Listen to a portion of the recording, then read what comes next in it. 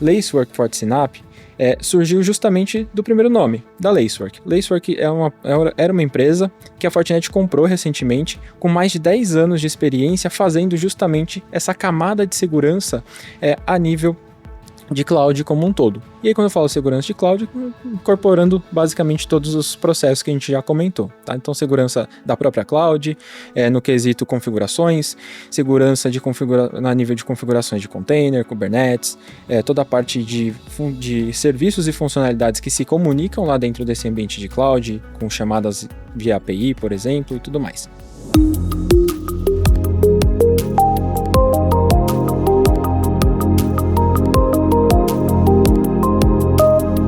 Olá, eu sou o Guilherme Moraes, gerente de engenharia na Fortinet Brasil. E quero dar as boas-vindas a mais um episódio do Fortinet Brasil Podcast. Iniciamos 2025 com muitas novidades, trazendo ainda mais conteúdos para você que se interessa por segurança da informação. E uma das novidades é que estamos iniciando um novo formato no nosso podcast, o Tech Talks, uma série dedicada a temas técnicos com os nossos melhores especialistas.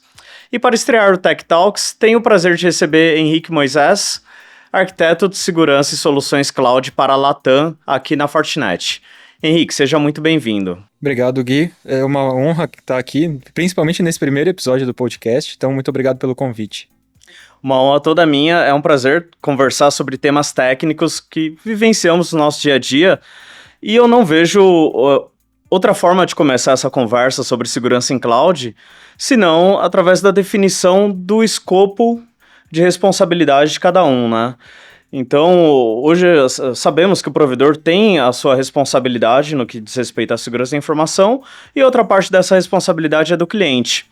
E muitas vezes, talvez não está muito claro para o cliente até onde vai o escopo do fornecedor, o provedor, e o escopo dele enquanto cliente. Na sua opinião, como você enxerga essa divisão de responsabilidade? Você entende que os clientes estão, de fato, com esse escopo claro em mente? Gui, essa é uma excelente pergunta e é bem complicado responder porque depende do nível de maturidade de cada pessoa ou de cada um dos clientes, né? No geral, eu diria que ainda falta um pouco desse conhecimento para a grande maioria deles, pensando do ponto de vista de que a gente conversa com vários clientes no dia a dia, né? Então, vários deles ainda não sabem que o modelo de responsabilidade compartilhada é algo extremamente importante de ser entendido dentro desse cenário de cloud, porque é ele que dita de quem é a responsabilidade de cada um no quesito segurança, né? Então, é responsabilidade do próprio provedor de nuvem de trazer e de prover essa segurança no que tange a parte física, a parte de infraestrutura, por exemplo. Toda a parte de acesso é responsabilidade do próprio provedor de nuvem. A parte de virtualização também é responsabilidade do próprio provedor, de manter sempre aquele hypervisor atualizado, para que a gente não tenha vulnerabilidades existentes ali e que essas vulnerabilidades possam ser exploradas. Já no quesito acesso e dados, essa responsabilidade está a nível, ou deveria ficar pelo menos a nível de uma gestão do próprio cliente. Então, ele seria o responsável por fazer toda essa parte de gestão desse ambiente, por fazer esse ambiente funcionar da melhor maneira, sempre focando em segurança.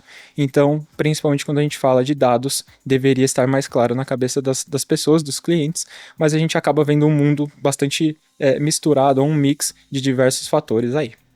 Perfeito, talvez a gente pudesse pensar numa frase simples assim, a segurança da nuvem e a segurança na nuvem, né? Perfeito. Enquanto clientes, somos responsáveis pelo que colocamos, né, nesse ambiente. E essa divisão de responsabilidade, né, eu tenho visto muitos clientes que utilizam diversos provedores de cloud, né, para se adequar à sua necessidade e também ao custo que melhor entrega ali o recurso que ele precisa. Isso tem sido algo incomum nos clientes que você encontra no dia a dia, a utilização de vários provedores de nuvem diferentes, e esse modelo de responsabilidade, ele é semelhante entre eles também?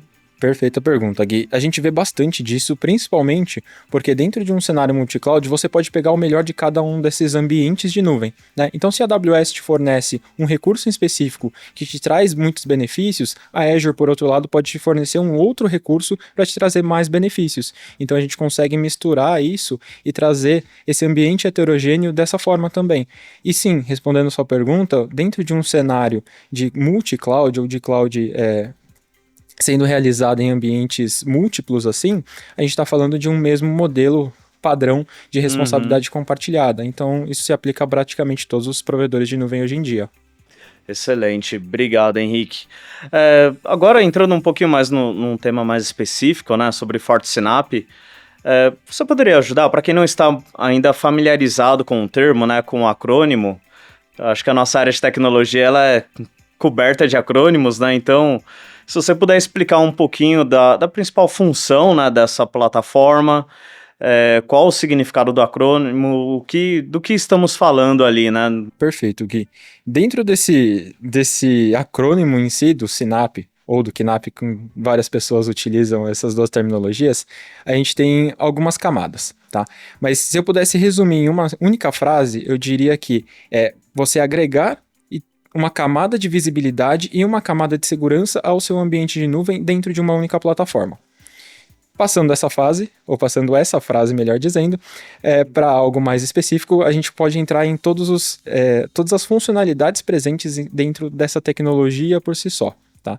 Isso começou lá atrás, lá em 2017, meados de 2018, quando a gente estava falando do conceito chamado CSPM. Tá? CSPM é basicamente Cloud Secure Posture Management, ou seja, é você ter uma gestão da sua postura de segurança dentro da nuvem. Por quê? Porque hoje em dia, muitas coisas que a gente faz na nuvem são passíveis de erro. Do mesmo jeito que a gente pode ter controles que não funcionam, ou a gente ter um alarme dentro de casa, por exemplo, e a gente simplesmente esquecer de ligar. Né? Então essas coisas acabam acontecendo. O ser humano ele é passível de cometer erros. Né? E justamente uma solução do CSPM foca em mitigar esses erros ou em diminuir a quantidade possível de erros para que os atacantes não tenham esse acesso em específico. E aí, conforme a gente vai evoluindo com as tecnologias, vão surgindo outros conceitos também. Então, hoje em dia, a gente tem também, ainda a nível de ESPM, de segurança e gestão desse ambiente, tem a nível de Kubernetes, a gente tem nível de dados, a gente tem a nível de gestão de segurança, numa camada mais específica a nível de workloads. Quando a gente fala de workloads, estou me referindo a máquinas virtuais, por exemplo, a ambientes de Kubernetes, cluster de Kubernetes, ou até mesmo ambientes de containers. Então, isso é chamado de CWP. Mas todas essas terminologias em si, elas acabam fazendo parte dessa plataforma em si, ou mais específica, que é chamada de SYNAP. Então, o SYNAP é uma plataforma mais abrangente que contempla cada uma dessas soluções em separado, só que você tem uma única visão. Você tem um conceito de plataforma unificada com aquele velho e antigo single pane of glass, que a gente sempre comenta. Basicamente é isso. Então você tem vários controles existentes ali e esses controles ajudam nessa visibilidade e nessa segurança para que você consiga tomar as decisões corretas no tempo certo, mitigando esses ataques e as possíveis explorações de vulnerabilidades, por exemplo. Perfeito. E digamos que eu tenha um time muito bem capacitado para trabalhar em nuvem, né? Tenho especialistas dos principais provedores de nuvem, tem uma disponibilidade de tempo ali maior. Ainda assim, faz sentido esse tipo de ferramenta? Eu não poderia fazer de forma manual esses controles com o time interno, ou pelo menos parte deles? Como que a gente pode comparar ali essa aplicabilidade? Perfeito, Gui. Bom, no geral, você poderia fazer, sim, com esse time interno, já que você tem um time capacitado hoje, você conseguiria simplesmente executar essas ações de forma manual. Mas do mesmo jeito que a gente precisa de diferentes tecnologias para estarem sempre no mesmo nível das ameaças, do jeito que elas vão evoluindo, e a gente sempre conseguir estar um passo à frente dos atacantes, é importante a gente também automatizar o máximo possível e ter uma ferramenta de correlação desses vários eventos e dessas várias vulnerabilidades existentes, ou até mesmo tentativas de ataque sendo realizadas ali em tempo real, acaba ajudando muito. Por quê? Principalmente quando a gente está falando desse tipo de ambiente, a gente está falando de um ambiente com muitos logs, com muitos alertas, com muitos eventos. E você gerenciar tudo isso de forma manual acaba sendo bastante trabalhoso, para não dizer impossível, né? Perfeito, faz sentido.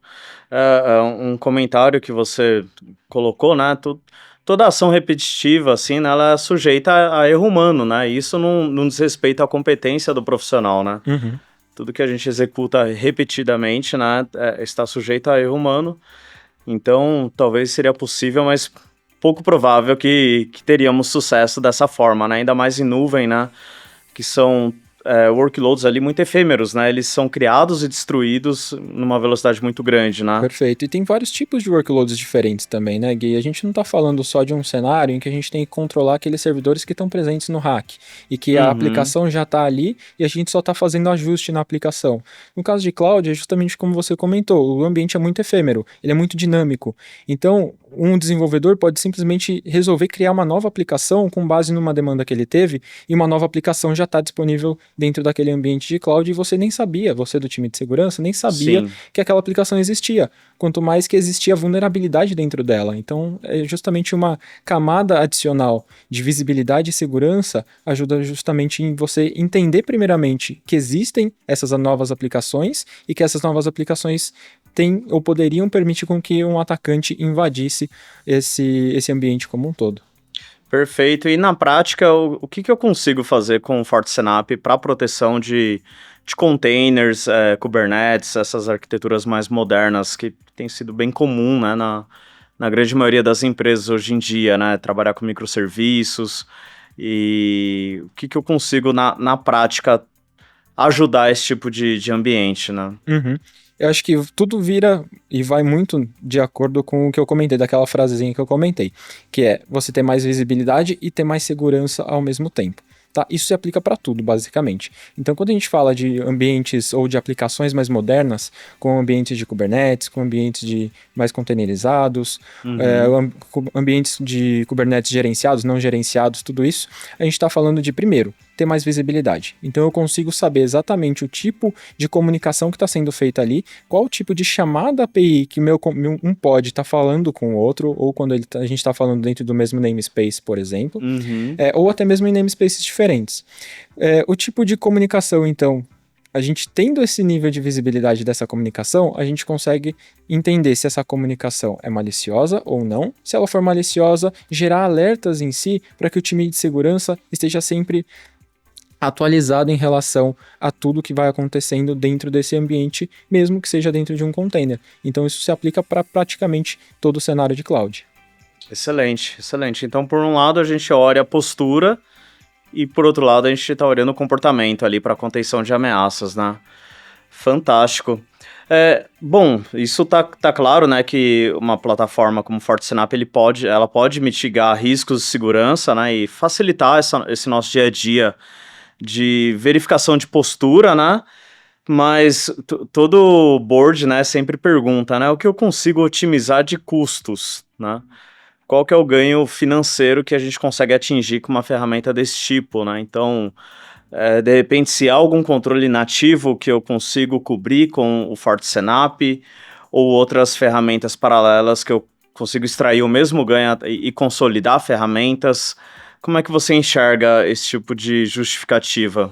Acho que a gente pode olhar para isso, Gui, de duas formas diferentes. A primeira, pensando naquele time de profissionais especializados que você comentou, ele é um time escasso, e principalmente quando a gente está falando de um profissional especializado em cloud e especializado em segurança desse ambiente de cloud. Existe uma intersecção que fica difícil até de mensurar, né, qual o tamanho desse gap. Exatamente, então esse é o primeiro ponto. Você não precisa necessariamente ter aquelas várias pessoas, ou aquele time extremamente completo de profissionais de segurança, sabendo exatamente como o ambiente de cloud funciona. Você tendo uma plataforma e uma ferramenta para te ajudar a enxergar quais são os principais gaps, já te ajuda a economizar dinheiro nesse treinamento do pessoal e manter esse profissional que hoje em dia o mercado, por por essa alta demanda de profissionais, acaba sendo bastante concorrido. Então, muitas vezes o profissional troca uma empresa por outra. Então, tem todo esse lado de treinamento também, né, de capacitação. E um segundo ponto é justamente nessa consolidação de controles, porque uma vez que esses controles vão sendo consolidados, a gente consegue manter toda essa plataforma operacional sem a real necessidade de você precisar utilizar todos os controles que o próprio provedor de cloud te proporciona. Tá? Então, você não precisa ativar vários controles dentro daquela plataforma de nuvem para que você tenha a visibilidade completa do seu ambiente. Porque hoje em dia, para quem não sabe, um único serviço muitas vezes acaba não tendo a capacidade de se comunicar com o outro. E aí você precisa habilitar um serviço em específico na nuvem, depois habilitar outro, e depois outro, e depois outro, e esses serviços ninguém correlaciona a eles, ou é muito difícil ter um serviço terceiro que correlacione tudo isso. Então, uma plataforma de segurança que traz essa visibilidade e esse modelo completo de uma análise preditiva, digamos assim, que é um pouco do que o FortiSnap faz hoje, a gente consegue trazer e mitigar muitos desses riscos associados, mas não só isso, contar com toda a parte de economia, de você não precisar habilitar cada um desses serviços separados do ponto de vista do provedor de nuvem também. Porque normalmente esses serviços no provedor de nuvem, eles também têm um custo, né? Tem um custo atrelado. No entanto, muito improvável que eles vão se comunicar e trazer a visibilidade que uma plataforma traria, né? Exato. Perfeito, tá mais claro. E se pudesse passar um pouquinho do background, da história, de como o FortiSnap nasceu na Fortinet. Honestamente, eu venho estudando cloud de alguns anos para cá, mas ainda tenho bastante o que aprender, não conheço tanto sobre a dinâmica desse mercado, né? Então, como que isso surgiu e como você enxerga que isso complementou o nosso portfólio nos últimos anos? Essa é uma resposta bastante complexa para a gente voltar um pouquinho no tempo. Então, a gente já voltou um pouco no tempo das funcionalidades em si, né? Falando conceitualmente sobre CSPM, KSPM, por aí vai. Dentro do portfólio Fortinet, a gente tinha algumas soluções antes focadas em trazer essa visibilidade e controle de segurança no cenário de cloud. A gente já passou por FortiCWP e FortiCNP, mas nunca foi uma plataforma que trazia essa visibilidade completa para dentro do ambiente de um formato principalmente focado em aplicações modernas. Então, quando a gente fala de Kubernetes, containers, não era o foco desse tipo de plataforma. Por outro lado, Lacework FortiSnap surgiu justamente do primeiro nome, da Lacework. Lacework era uma empresa que a Fortinet comprou recentemente, com mais de 10 anos de experiência fazendo justamente essa camada de segurança a nível de cloud como um todo. E aí, quando eu falo segurança de cloud, incorporando basicamente todos os processos que a gente já comentou, tá? Então, segurança da própria cloud, no quesito configurações, segurança na nível de configurações de container, Kubernetes, toda a parte de serviços e funcionalidades que se comunicam lá dentro desse ambiente de cloud, com chamadas via API, por exemplo, e tudo mais. Então, por essa expertise de 10 anos aí, já trabalhando nesse processo, desenvolvendo as próprias funcionalidades e fazendo com que essas funcionalidades ficassem concentradas ali e que não existisse um problema de uma atrapalhar a outra ou de um problema de comunicação entre as mais diversas funcionalidades, é que vem o grande pulo do gato, vem o grande ponto diferencial. Porque a gente não tem uma empresa comprada para uma coisa específica e outra comprada para outro ponto específico. A gente tem uma plataforma de segurança já pronta para responder e ajudar os clientes a responderem as diferentes ameaças que eles vão sofrendo. Então começa mais ou menos nesse sentido, há 10 anos atrás, e com base nesses novos e diferentes requisitos dos clientes, a gente, como Fortinet, percebeu que ainda faltava algo ali dentro das nossas soluções. E melhor do que criar um Frankenstein fazendo vários desenvolvimentos separados, melhor comprar uma solução já pronta e que consegue atender e endereçar os diferentes problemas que os clientes podem enfrentar hoje em dia. Bom, Henrique, acho que a gente passaria aqui mais umas 2 horas conversando sobre FortiSnap. Eu acredito que é super válido para os nossos espectadores a gente colocar os links e as referências na descrição do podcast para que eles tenham mais informações. E gostaria de, primeiramente, agradecer a sua participação e te passar a palavra, por gentileza. Obrigado, Gui. E a gente poderia falar, como você mesmo comentou, por mais algumas horas, se não dias, sobre todo o conteúdo relacionado à segurança em cloud ou cloud de uma maneira geral, segurança de aplicações, mas eu fico feliz de verdade de ter participado desse podcast. É uma experiência que eu imagino que seja interessante para basicamente todo mundo que vai nos ouvir, e os links vão ficar na descrição, como você mesmo comentou, e, bom, como formato de inicial, espero que vocês tenham gostado, pessoal. Espero que tenha sido proveitosa a conversa aqui também, Gui. E só agradecer. Muito obrigado mesmo. Muito obrigado, Henrique. E obrigado também a você que nos acompanhou por aqui neste novo formato do Fortinet Brasil Podcast. Não se esqueça de se inscrever no nosso canal, seguir nossas redes sociais e compartilhar esse episódio com seus contatos. Se você gostou desse novo formato, Tech Talks, deixe seu feedback para que possamos trazer ainda mais conteúdos técnicos para você. Um grande abraço e até breve.